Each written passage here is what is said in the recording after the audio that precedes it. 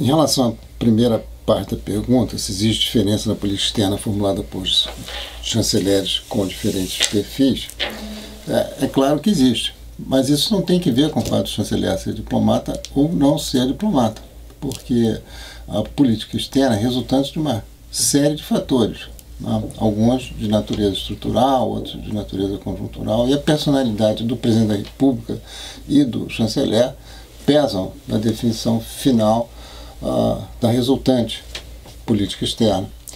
Então, eu não vejo, em relação à política externa, uma diferença entre o chanceler diplomata e o chanceler que não é diplomata.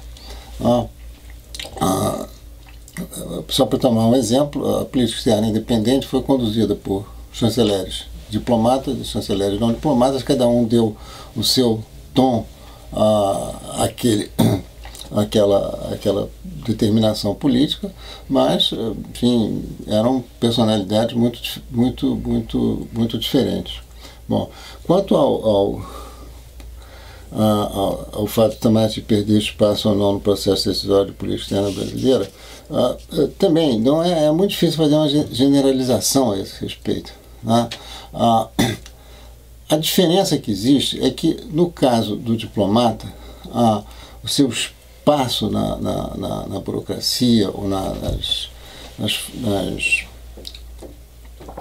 no processo decisório brasileiro depende um pouco do prestígio, do poder, da autoridade que ele recebe do presidente da República, né? No caso de alguém que vem de fora, vai depender da sua, além da confiança do presidente da República, ele terá um poder próprio, que nasce do fato de ser de um partido, de ser de um Estado, de ser de uma coligação, etc. Eventualmente isso pode fazer diferença, né? Mas também nós teremos que olhar caso a caso para tentar uma resposta mais precisa. Em princípio, há uma diferença na origem. Se essa diferença na origem vai repercutir de uma forma decisiva no processo de decisão intraburocrático, vamos ver as circunstâncias.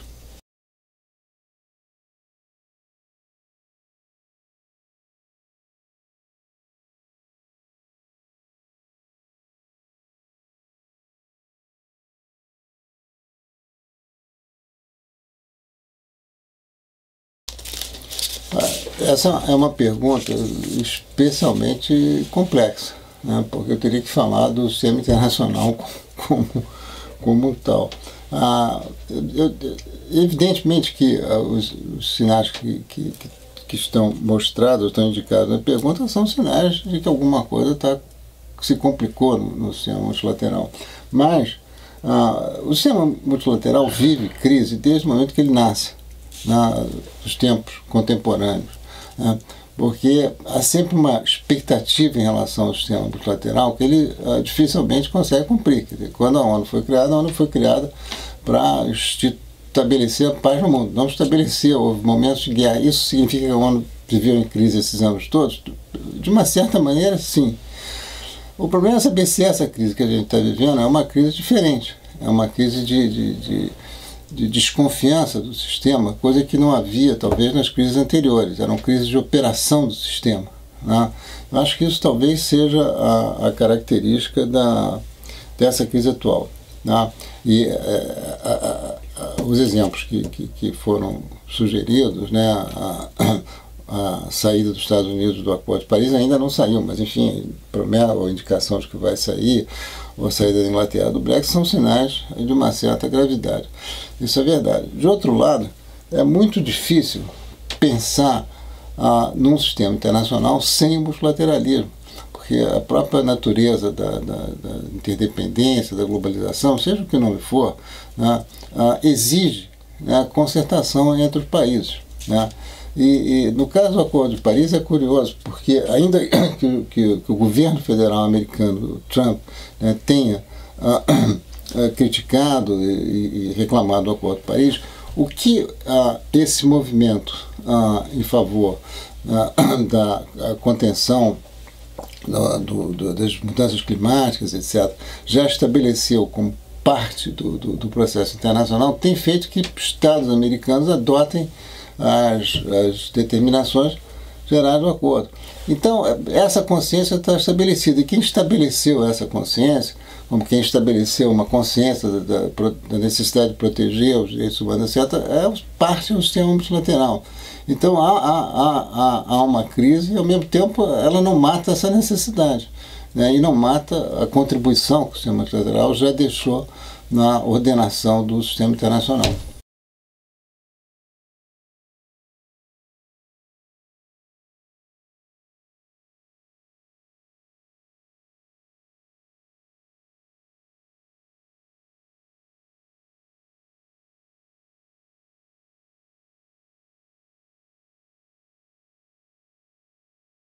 A impressão que eu tenho é que alguma coisa que está descartada do processo diplomático é a autonomia pela distância.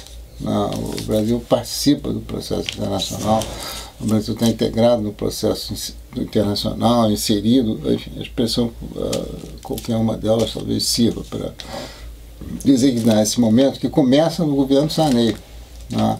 E começa no governo Sarney, quando nós adotamos as convenções na área de direitos humanos, voltamos ao Conselho de Segurança da ONU, etc., né?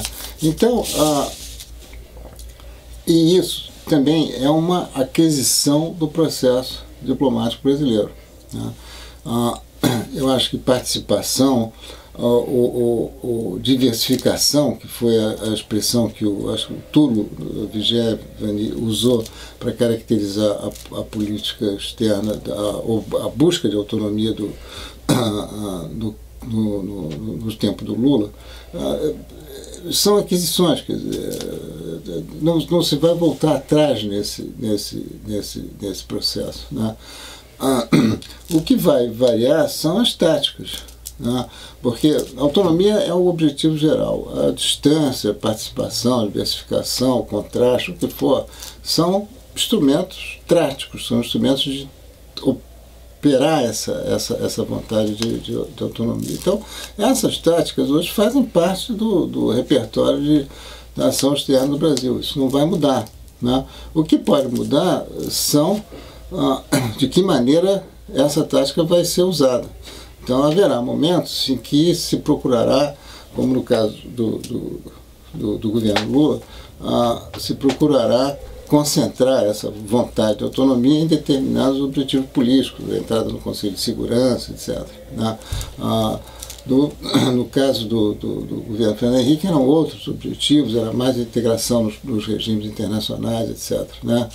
Então, eu acho que isso está adquirido, né? O Brasil perdeu a sua timidez. Por circunstância, ele pode ter mais condições, melhores condições de agir em determinado momento, em outras menos, condições menos favoráveis, né? Mas essas ideias de participação, de integração, de diversificação estão aí, vão ficar.